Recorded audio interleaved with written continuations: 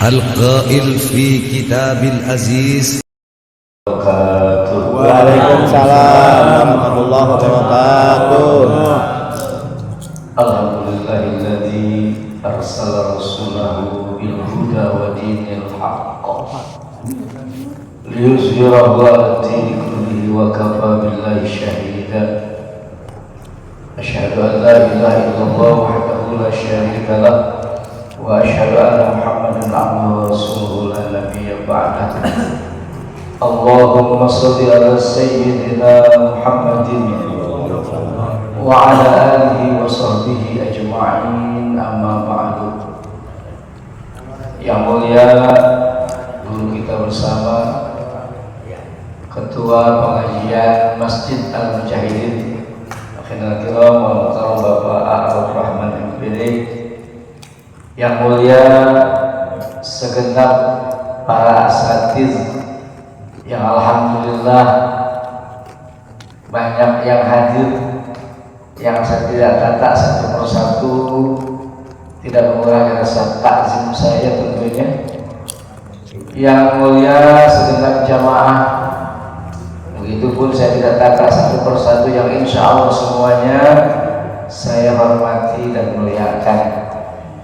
Syukur alhamdulillah kita panjatkan kehadirat Allah Subhanahu wa Ta'ala yang senantiasa melimpahkan berbagai nikmat dan karunia-Nya yang tak terhingga, sehingga pada kesempatan malam hari ini kita dapat menyempatkan diri untuk melaksanakan kewajiban kita taklim di masjid yang sama-sama kita cintai ini.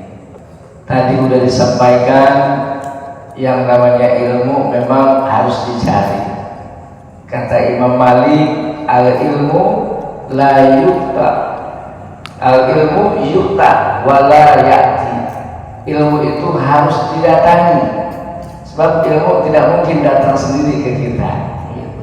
Maka dengan hadirnya ke sini, insya Allah walaupun sedikit mah barangkali kita dapat ilmu untuk mengembangkan ibadah kita kepada Allah Subhanahu wa Ta'ala. Sholawat dan salam semoga senantiasa tercurah dan terlimpah kepada yang mulia Nabi besar kita Muhammad Sallallahu Alaihi Wasallam, yang mudah-mudahan lewat sholawat tadi yang telah kita baca ini akan mendapatkan syafaat kita di yaumil kiamah nanti. Sebab kata Rasul, yashfa'u yaumal qiyamati salasun, yang bisa memberikan syafaat pada hari kiamat tiga. Salah satu di antaranya adalah al-anbiya, para nabi. Jadi semua nabi bisa memberikan syafaat pada umatnya, termasuk nabi kita Muhammad sallallahu alaihi wasallam. Makanya sering-seringlah kita baca sholawat, dan ketika kita baca sholawat hendaklah penuh dengan hati yang khusyuk semata-mata cinta kepada baginda yang mulia Muhammad sallallahu alaihi wasallam. Sebab setiap kita bersholawat akan langsung disampaikan kepada Allah, sehingga Allah bertanya kepada malaikat, sholawat siapa ini? Sholawatnya RT Acong misalnya, luar biasa, nanti akan dikembalikan ke Pak RT Acong pada yaumil kiamat sebagai syafaat pertolongan di saat memang kita membutuhkan pertolongan. Hadirin yang dirahmati Allah Subhanahu wa Ta'ala, alhamdulillah juga ya, bukannya bagaimana Kiai, ya bukannya sibuk karena memang minggu yang lalu cuman kondisi suaranya lagi serak-serak gitu ya. Sementara kan kalau penyanyi rock mungkin serak-serak bagus gitu ya, serak-serak basah. Kalau kita ngobrol mungkin serak ya tidak bagus, banyak muncul Kiai. Alhamdulillah pada malam hari ini bisa silaturahmi, bukan untuk mengajar tetapi untuk ngobrol bersama. Kali-kali ngobrol bersama kita ada hikmahnya. Sebab yang namanya ilmu mah udah banyak banget dari guru-guru kita. Yang jelas, alhamdulillah dengan rutinitas kita ngaji, berarti kita sadar betul akan hakikat hidup ini. di mana hakikat hidup ini sebetulnya adalah untuk ibadah. Sebab terkadang yang kita anggap sepele ini bisa membinasakan diri kita. Selama ini mungkin yang kita lihat yang membinasakan manusia ketika adanya banjir, manusia banyak yang binasa, rumahnya hancur, bahkan jiwanya pun tak tertolong lagi.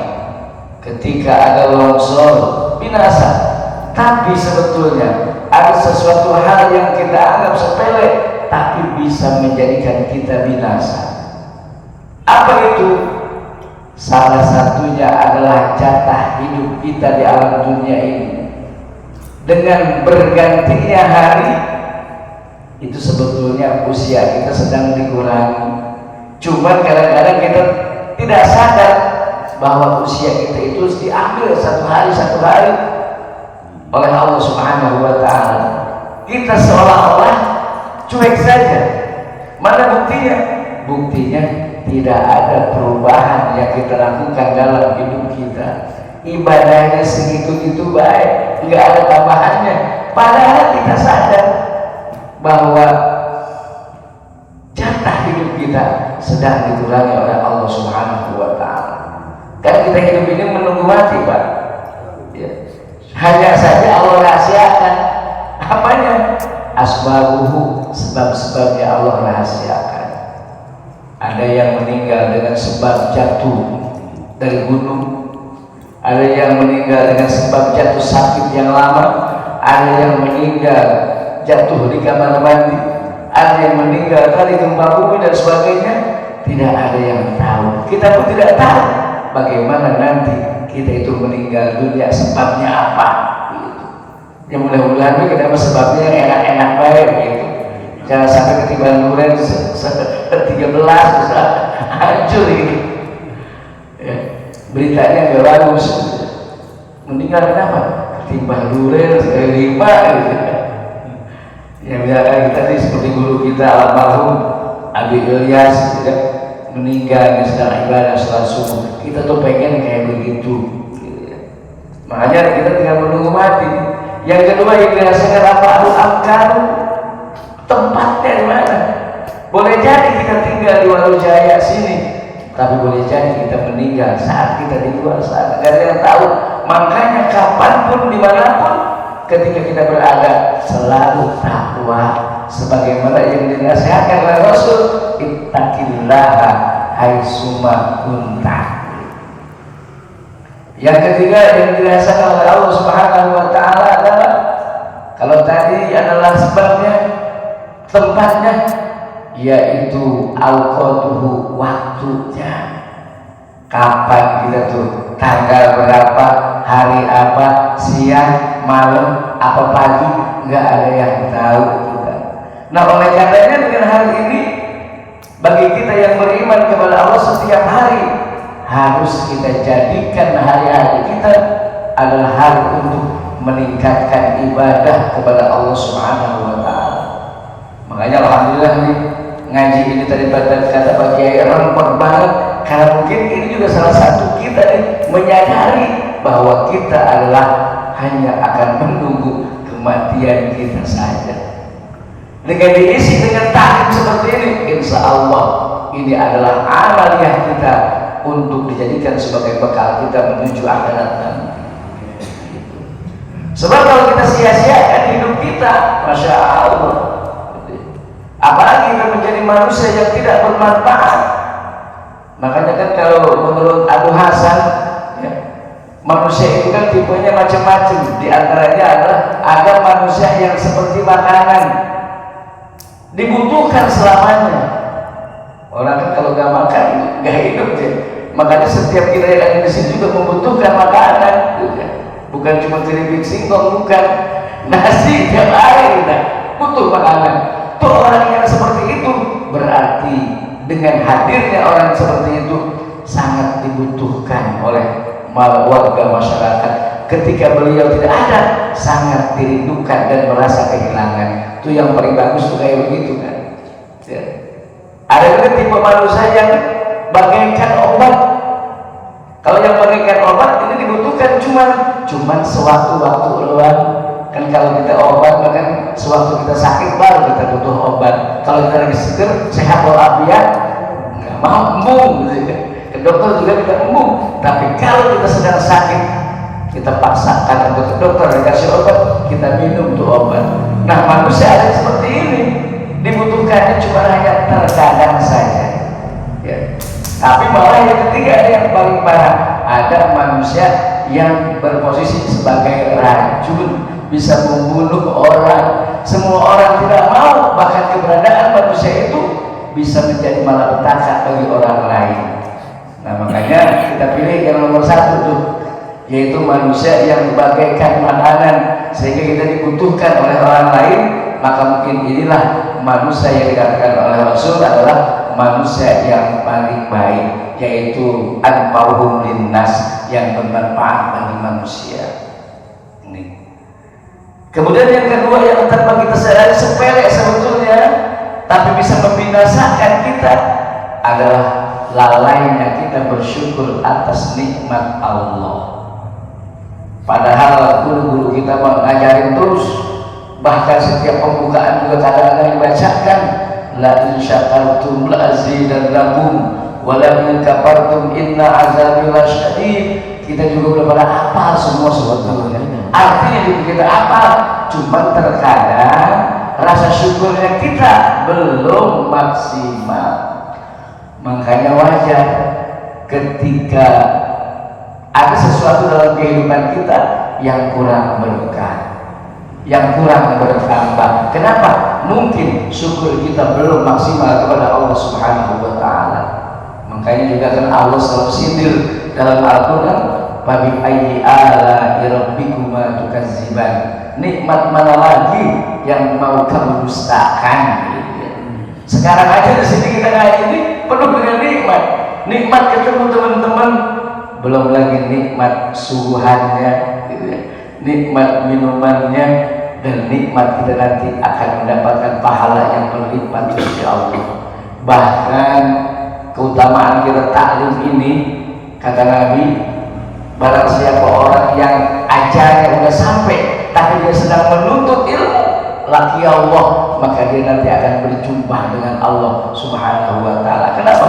Ini adalah kegiatan yang sangat dicintai oleh baginda yang mulia Muhammad sallallahu alaihi wasallam. Makanya luar biasa kiai kita mengajinya kemana baik, karena memang ilmu harus dicari, ya. Jadi oleh karena itu hendaklah nikmat-nikmat Allah ini kita syukuri.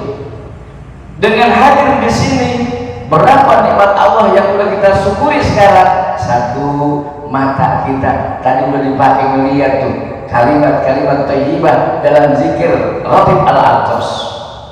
Telinga kita sudah dipakai untuk apa? Mendengarkan nasihat, mendengarkan kalimat-kalimat thayyibah, itu ungkapan rasa syukur kita. Kemudian juga kaki kita langkahkan ke sini, tangan kita ya apa? Ngegas dan lain sebagainya, pakai baju koko kemarin, ya kan? Itu juga kita gunakan dalam rangka apa? Sampainya kita di sini. Itu mudah-mudahan bagian daripada rasa syukur kita kepada Allah Subhanahu wa Ta'ala. Jangan selalu mengeluh, ya. Sebab kadang-kadang kalau kita dapat duit tiket kan ngeluh baik, dikit amat, udah bagus itu dikasih apa Allah, ya. Syukurin deh. Nanti juga kalau syukurin mah, insya Allah akan tambahin sama Allah Subhanahu wa Ta'ala. Ya. Makanya janji Allah udah pasti, la in syakartum la azidannakum wa la in kafartum inna azabi lasyadid, itu udah pasti. Nah makanya nih rasa syukur kita kepada Allah kita tingkatkan, sebab apa? Di samping akan menjadikan berkah bagi kita dan juga kita menghindari dari azab Allah Subhanahu wa Ta'ala. Azab di dunia, terlebih-lebih azab di akhirat, gitu ya. Harta udah dikasih banyak sama Allah, cuman ngepelai, gitu ya. Ngepelai bersyukur namanya. Badan udah dikasih sehat sama Allah, cuman kalau ngaji males deh awalnya, padahal jauh dekat. Itu berarti kita kurang bersyukur. Itu Pak Haji dari jauh juga, ya. sini, alhamdulillah. Itu artinya ungkapan rasa syukur kita. Kalau di rumah, ya kalau di rumah paling ngapain kita? Gitu. Makanya yang menjadi penghalang kita untuk ibadah kepada Allah, salah satunya adalah keduniaan. Segala sesuatu yang berurusan dengan dunia membuat kita malas. Gitu. Ya, kalau mau ngaji, nonton TV, resep, aduh malas ambil resep ada TV. Apalagi ada main sepak bola misalnya, wah mantap kan sepak bola. Kalau sekarang kalau nggak salah Persebaya yang ngelawan Persis Solo. Kalau nggak salah. Oh iya begitu. Apalagi kalau kita timnas mah gitu ya. Kita pakai aplikasi. Malas nonton bola. Aplikasi. Ini urusan dunia kita. Ini beker. Ya. Mau ngaji, motor belum dicuci, si motor boleh jadi kita urusan dunia. Mau ngaji, istri pengen diajak ke depan ke apa? Orang jadi ngaji itu urusan dunia. Makanya bagaimana urusan dunia ini agar tidak menghalangi kita untuk menuntut ilmu, supaya kita menambah wawasan keilmuan kita, meningkatkan ibadah kita kepada Allah Subhanahu wa Ta'ala. Nah, yang ketiga yang terkadang sepele, tapi kita bisa merusak kita, membinasakan kita. Apa itu? Kita selalu fokus kepada keduniaan, padahal harusnya lebih fokus kepada akhirat. Sebab kita sering mendengarkan walal akhiratu khairul laka minal ula wal akhiratu khairu wa abqa. Akhirat itu lebih baik daripada dunia, dan akhirat itu adalah kekal selama-lamanya. Kalau dunia kan cuma sementara. Coba Pak, kita kaya banget nih, motor juga BCE, kita meninggal mau dibawa itu BCE, ya kan? Mau dibawa sawah lebar, diambil sama bini ya gitu ya. Bini cakep, mau mikul, mau ya diambil nanti sama orang, ya kan? Kita banyaknya payah-payah gitu ya kan, susah payah, peras keringat ya kan, banting tulang, kita udah tidak bisa dibawa apapun kecuali yang udah pernah kita termakan untuk di jalan Allah Subhanahu wa Ta'ala. Yang udah dimasukin dari ke galon, itu yang dikalma gitu ya. Itu yang dikalma, yang udah kita keluarkan nih untuk air minum, untuk makanan, itu yang dikalma. Tapi yang untuk kita pergunakan hanya untuk kesenangan duniawi, itu tidak akan pernah ikut dengan kita begitu. Nah, oleh karena itu hadirin yang dirahmati Allah, maka kehidupan kita yang belum tahu kapan kita akan meninggal, maka fokuslah kita ke dalam kehidupan akhirat. Dunia adalah sebagai wasilah, sebagai batu loncatan agar kita nanti selamat di akhirat nanti. Usaha mangga, tapi niatkan lillahi ta'ala. Bekerja memang harus niatkan lillahi ta'ala. Semua yang kita kerjakan harus lillahi ta'ala. Insya Allah tuh 3 hal tadi bisa menyelamatkan kita dan tidak membinasakan kita. Sebab kadang-kadang kita sudah lupa, bisa jadi binasa gitu. Ya, oleh karenanya ya, mudah-mudahan dalam kehidupan kita yang singkat kita tidak lupa dengan batas usia kita yang belum kita tahu. Teruslah tingkatkan ibadah kita kepada Allah, bukan hanya yang 5 waktu, bukan hanya puasa Ramadan, tapi sekecil apapun ibadah yang bisa kita lakukan, maka itu kita lakukan. Bahkan kita dalam dunia akan disyaratkan atau dianjurkan untuk mempunyai amalan-amalan andalan kita. Apa sih amalan andalannya, Mbak? Mau kalimat la ilaha illallah kita lapaskan, mangga, apalagi itu harus kita latih itu kan. Sebab apa? Sebab kalau kita udah terbiasa mengucapkan la ilaha illallah, harapan kita kan insya Allah sampai kita dicabut nyawa, kita ucapin itu. Sebab kan karena nanti apa? Barang siapa orang yang di akhir hayatnya mengucapkan la ilaha illallah dakhala jannah. Barang siapa orang yang di akhir hayatnya mengucapkan la ilaha illallah, dia akan masuk ke dalam surga. Ya kalau kita nggak bisa, ya mungkin dia nggak bisa, kita pas sekali mau tahlil nggak pernah, gitu kan? Kumpul-kumpul tahlil kayak gini nggak pernah, ya kan? Mendawamkan di rumah sendiri nggak pernah. Kita bertanya bagaimana nanti sakaratul maut bisa, gitu. Walaupun diajarkan oleh yang masih hidup di telinganya la ilaha illallah nggak bisa, emang karena emang kebiasaan, ya kebiasaan. Nah mudah-mudahan kita yang sering tahlil, yang sering mendawamkan kalimat la ilaha illallah, kita meninggal dalam mengucapkan la ilaha illallah.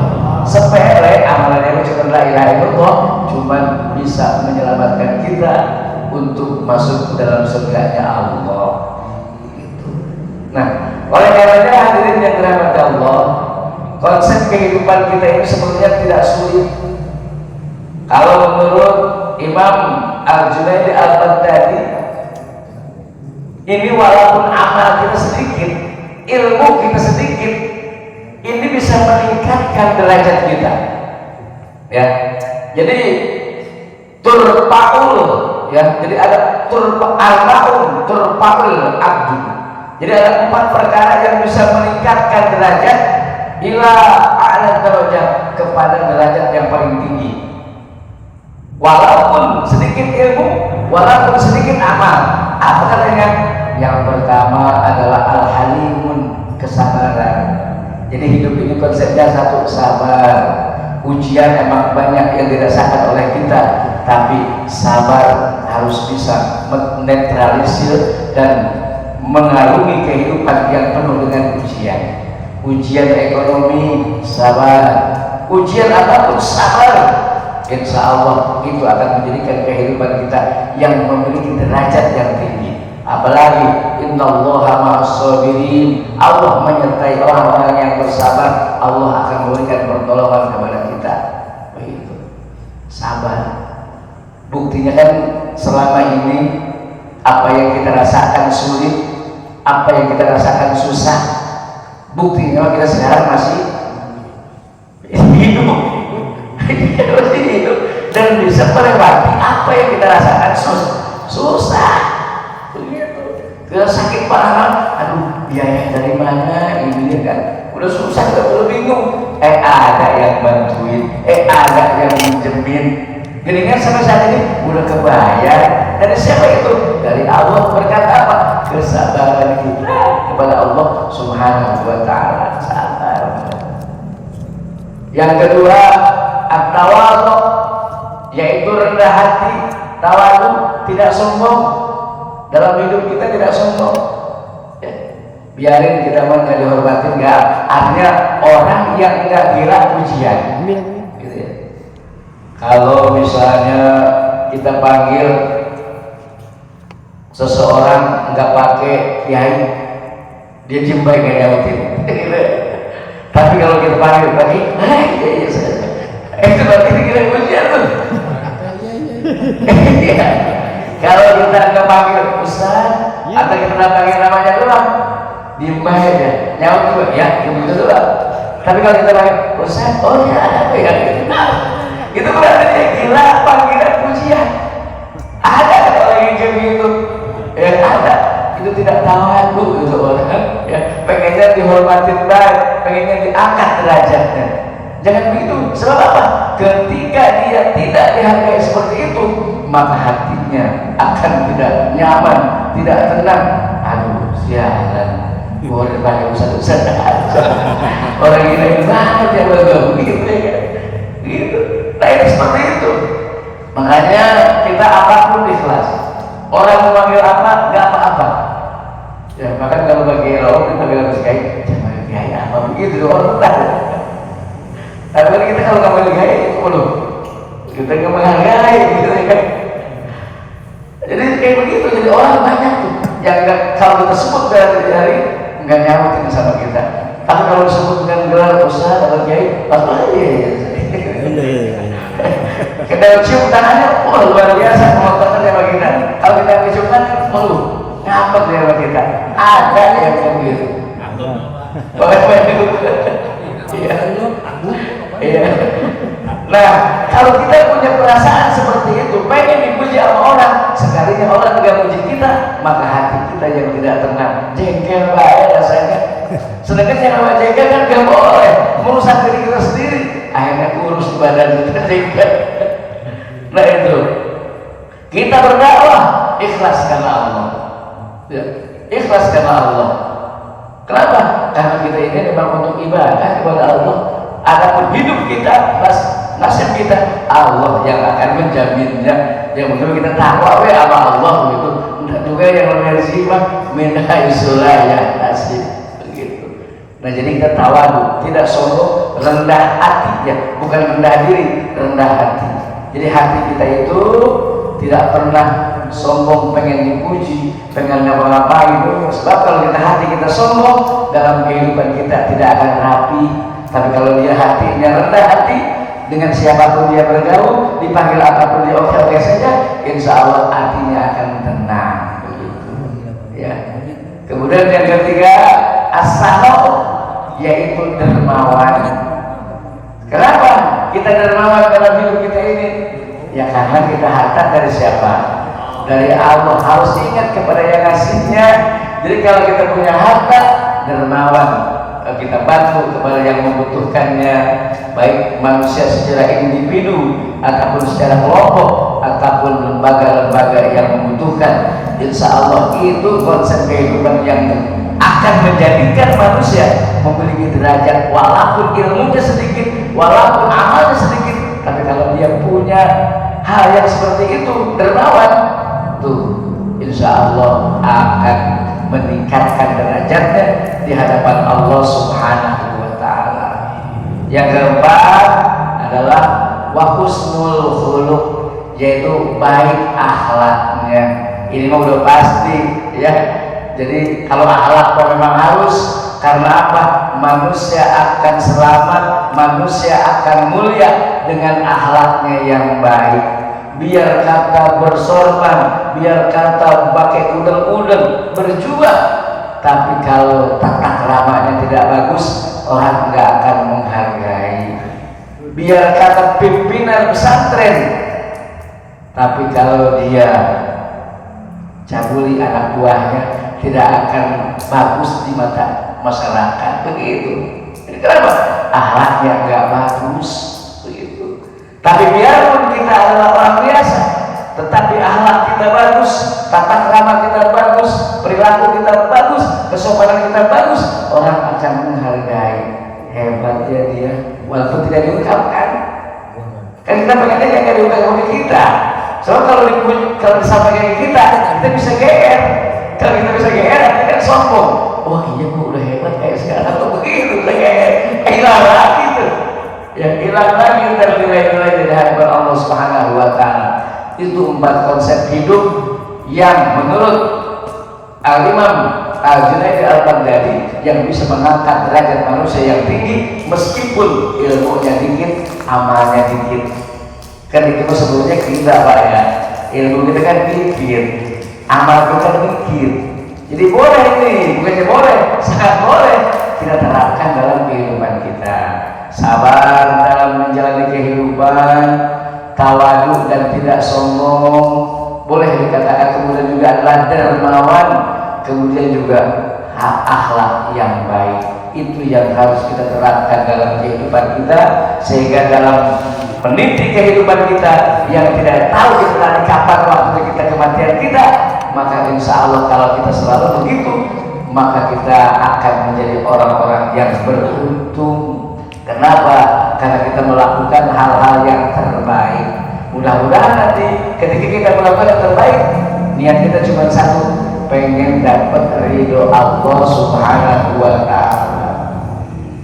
Sebab kalau kita mendapatkan ridho Allah mah entar juga diseru sama Allah kan. Ya ayyuhan nafsul mutmainnah irji'i ila rabbiki radiyatan mardiyah fadkhuli fi ibadi wadkhuli jannati. Diseru untuk kita sama Allah tuh hati-hati yang udah tenang mah biar rajin ibadah kepada Allah supaya kita balik tuh ya untuk kembali kepada Allah, bergabung dengan kelompok-kelompok orang yang diridhoi oleh Allah Subhanahu wa taala, lalu kita suruh masuk ke dalam surganya Allah Subhanahu wa taala. Kan itu yang kita pengen, Mak. Sebab masuk surga itu boleh jadi bukan karena ibadah kita yang banyak, bukan karena kita seorang dermawan, tapi boleh jadi karena Allah itu. Kenapa Allah itu? Ya kita seperti itu.